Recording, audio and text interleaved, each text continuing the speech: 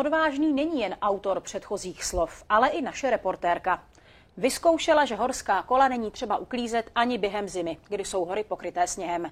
Jízda v něm je totiž čím dál populárnější. Co na to ale říkají běžkaři i správci horských areálů? I to jsme zjišťovali v Polsku, jen kousek za českými hranicemi. V polských Jakušicích nedaleko českých hranic můžete poznat, co znamená nejenom běžkařský ráj. Okolí běžeckého a biatlonového stadionu, který je i místem konání světového poháru v běhu na lyžích, nabízí až 100 kilometrů upravených tratí. My jsme se rozhodli vyrazit na polský okruh vlakem z Harrachova a zpět do Čech po vlastní ose na kole. Koleje vedou trochu krkolomně horským terénem přímo skrz běžkařský areál Jakušice. Už podle uvítací cedule nabízí toto místo kromě běžkování také vhodné podmínky pro prohánění psích spřežení, ale i cyklistiku. I když otázkou je, zda jsme si ceduly nevysvětlili tak trošku po svém.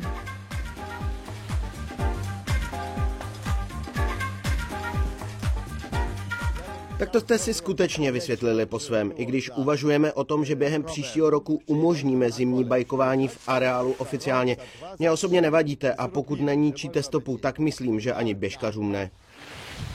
Ne, já myslím, že ne. Já třeba se znám hodně dobře s Honzou Kopkou, že jo, který je tohle hodně velký průkopníkem a vždycky jsem to obdivoval, ty kola na tom sněhu a přijde mi to jako pěkný, je to pohyb v přírodě a je to hezký, že vlastně přes tu zimu není žádná přestávka a dá se prostě jezdit pořád, je to dobře.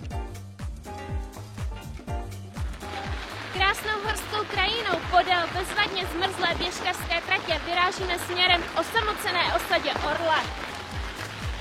Zaujalo nás, jak je to technicky možné jezdit takhle na kole po sněhu.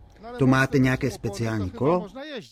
Pokud vás láká ježdění na kole na sněhu, určitě se toho nemusíte bát. Stačí na normální horský kolo obout trošku širší pneumatiky s vyšším vzorkem. Určitě nejsou potřeba kovové hroty, jak si hodně lidí myslí. Tak ideální povrch pro ježdění na kole je určitě zmrzlý sníh. Ten se chová podobně jako beton, takže se vám kola bořit nebudou.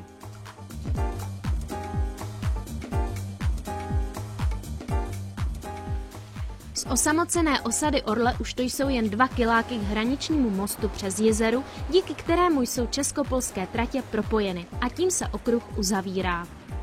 Možná jsme vás přesvědčili o tom, že zima ještě neznamená odložit svůj bike do garáže. A pokud ne, tak jsme vám alespoň dali tip na pěknou bílou stopu v Polsku.